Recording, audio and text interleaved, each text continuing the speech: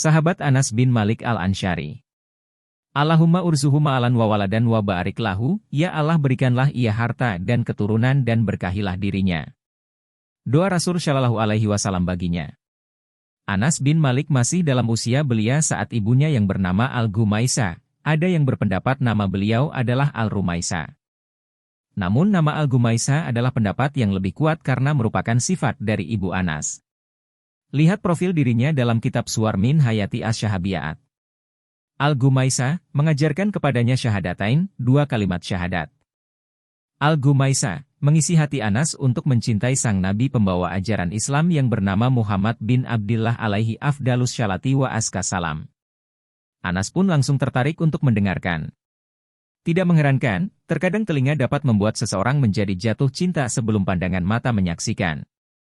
Betapa anak yang masih dalam usia belia ini berharap untuk pergi menjumpai nabinya yang berada di Mekah, atau Rasul Shallallahu Alaihi Wasallam berkenan untuk mengunjungi mereka di Yatsrib agar ia puas melihatnya dan bergembira karena telah berjumpa dengannya.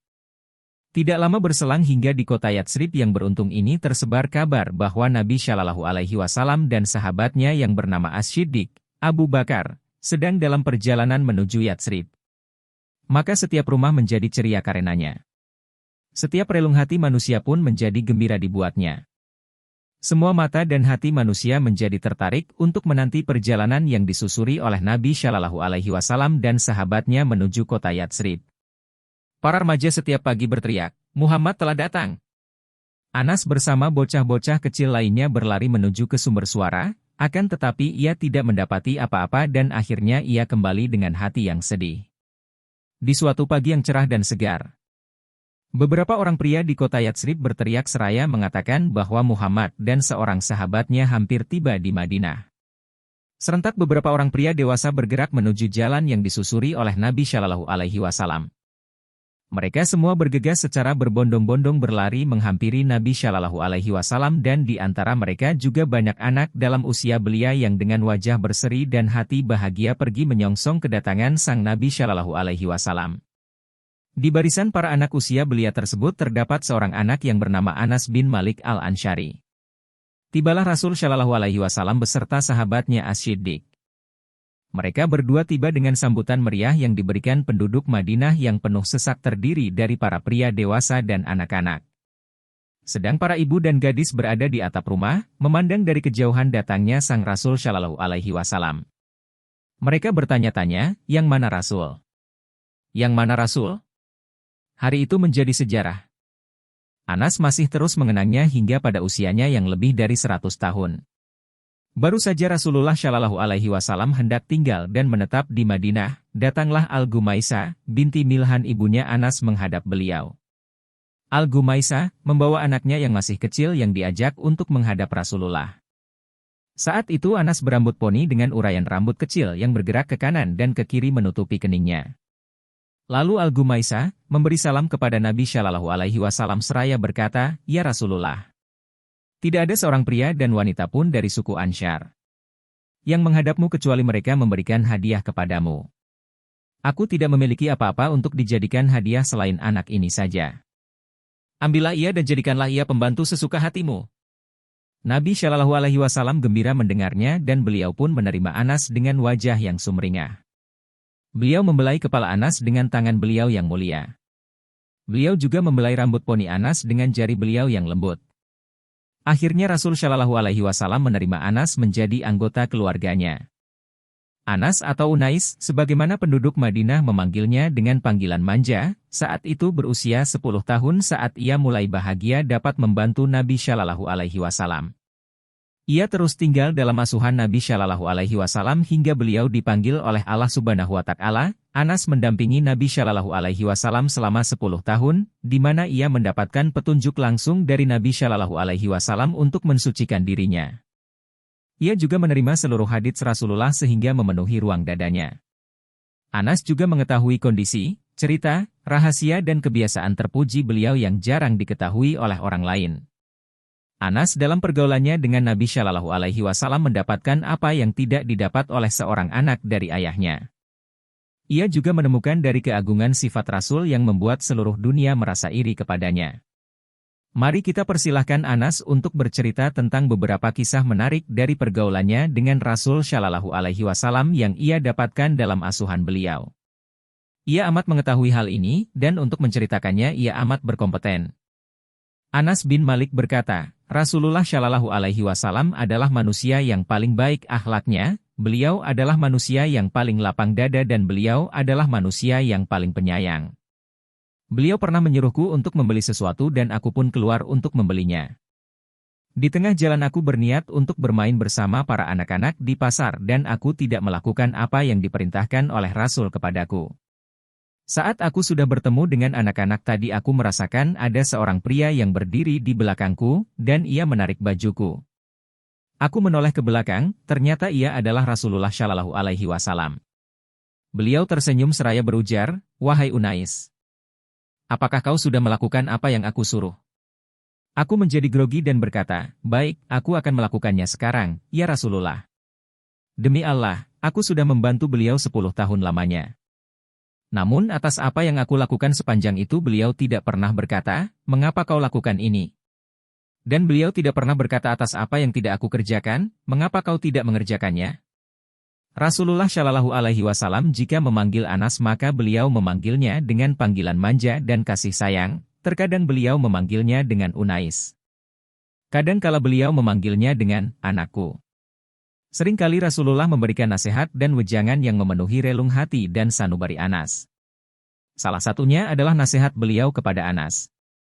"Anakku, bila kau mampu berada di pagi dan sore hari tanpa ada dengki di hatimu pada siapapun, maka lakukanlah.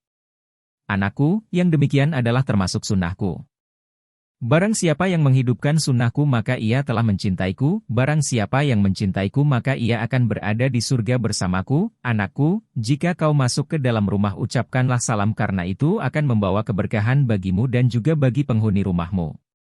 Setelah Rasulullah Shallallahu Alaihi Wasallam wafat, Anas bin Malik masih hidup lebih dari 80 tahun lamanya. Sepanjang itu ia mengisi ruang hatinya dengan ilmu dari Rasulullah Shallallahu Alaihi Wasallam, dan ia mencoba mengasah otaknya dengan fikih yang diajarkan oleh Nabi Shallallahu Alaihi Wasallam. Dalam masa yang sepanjang itu, Anas telah banyak menghidupkan hati para sahabat dan tabi'in. Mereka adalah generasi pertama setelah masa para sahabat Nabi Shallallahu Alaihi Wasallam. Para ulama hadits membagi mereka menjadi beberapa tingkatan, tabakat. Para tabi'in generasi awal adalah mereka yang sempat berjumpa dengan ke-10 nama sahabat yang dijamin masuk surga, dan generasi tabi'in dengan petunjuk dan ajaran Nabi Shallallahu Alaihi Wasallam. Ia juga sering memberitahukan kepada orang lain sabda dan kebiasaan Rasulullah Shallallahu Alaihi Wasallam. Dalam usia panjang yang dimilikinya ini, Anas menjadi referensi bagi kaum muslimin saat itu. Mereka akan mengadukan permasalahan kepadanya setiap kali mereka merasakan kesulitan. Setiap kali merasa bingung memutuskan suatu persoalan hukum mereka datang kepada Anas dan percaya atas apa yang ia putuskan. Salah satunya adalah sebagian orang yang memperdebatkan masalah agama tentang kebenaran adanya telaga Nabi Shallallahu Alaihi Wasallam di hari kiamat. Mereka bertanya kepada Anas tentang hal tersebut. Anas berujar, "Aku tidak pernah menduga bahwa aku akan hidup untuk melihat orang-orang sepertimu yang memperdebatkan masalah telaga Rasul. Telah banyak wanita-wanita tua sebelumku, di mana setiap kali ia melakukan sholat pasti ia berdoa kepada Allah agar diberikan air minum dari telaga Nabi Shallallahu Alaihi Wasallam." Anas masih terus hidup dengan kenangan indah bersama Rasulullah Shallallahu Alaihi Wasallam sepanjang umurnya. Ia amat bahagia di hari saat ia berjumpa dengan beliau. Begitu terguncang saat berpisah. Ia seringkali mengulangi pembicaraan tentang hal tersebut. Anas begitu keras untuk berusaha mencontoh Rasulullah Shallallahu Alaihi Wasallam dalam perbuatan dan ucapannya. Ia menyukai apa yang disukai Nabi Shallallahu Alaihi Wasallam dan membenci apa yang beliau benci.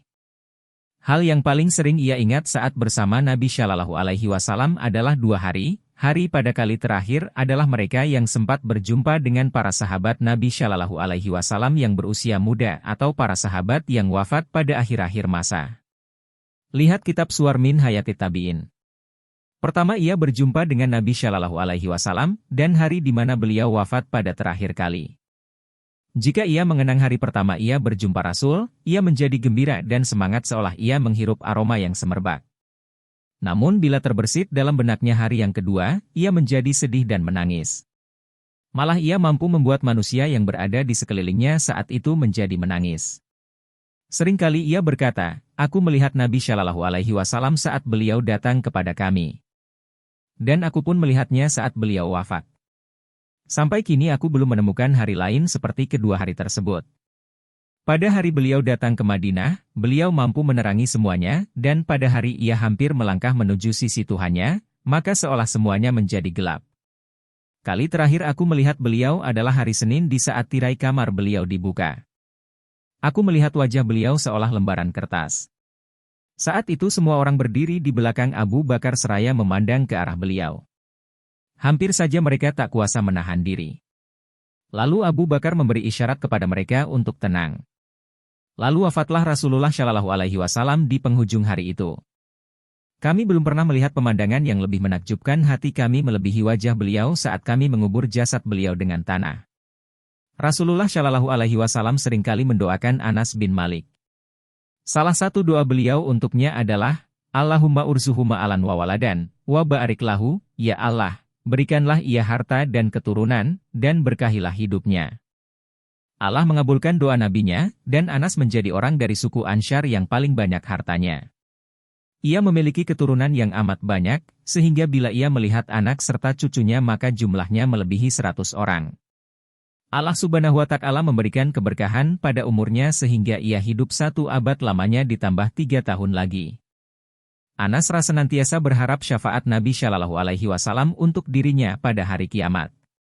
Seringkali ia berucap, "Aku berharap dapat berjumpa dengan Rasulullah Shallallahu Alaihi Wasallam pada hari kiamat sehingga aku dapat berkata kepada beliau, 'Ya Rasulullah, inilah pembantu kecilmu, Unais.'" Ketika Anas mulai jatuh sakit menjelang kematiannya, ia berujar kepada keluarganya, "Talkinkan aku kalimat la ilaha illahu Muhammadun Rasulullah." Ia terus mengucapkan kalimat tadi hingga ia mati. Ia berwasiat kepada keluarganya tentang sebuah tongkat kecil milik Rasulullah Shallallahu Alaihi Wasallam agar tongkat tersebut dikuburkan bersamanya. Maka tongkat itu pun diletakkan di sisi tubuh dan bajunya. Selamat kepada Anas bin Malik atas anugerah kebaikan yang telah Allah berikan kepadanya. Ia pernah hidup dalam bimbingan Rasulullah Shallallahu Alaihi Wasallam 10 tahun lamanya. Ia juga termasuk perawi hadits Rasul terbanyak pada urutan ketiga setelah Abu Hurairah dan Abdullah bin Umar. Semoga Allah Subhanahu wa Ta'ala membalas kebaikan dirinya dan ibunya yang bernama Al-Gumaisah atas jasa baik yang mereka lakukan terhadap Islam dan kaum muslimin. Untuk mengenal lebih dekat profil Anas bin Malik dapat merujuk ke 1. Al-Isyabah Januari 71 atau profil Hal 277. 2. Al-Istiab, Hamisi Al-Isyabah, Januari 71. 3. Tadzib Al-Tadzib, 1376. 4. Al-Jamu Baina Al-Rijal Al-Syahihin, Januari 35. 5. Usudul Gabah, 1258. 6. Syifatus Syafwah, 1298. 7. Al-Ma'arif, 133. 8. Al-Ibar, 1107. 9. Sirah Bathal, 107. 10. Tarikh Al-Islam Al-Zahabi, 3329. 11. Ibnu Asakir, 3139. 12. Al-Jarh wa Al-Ta'dil, bagian 1 jilid 1286.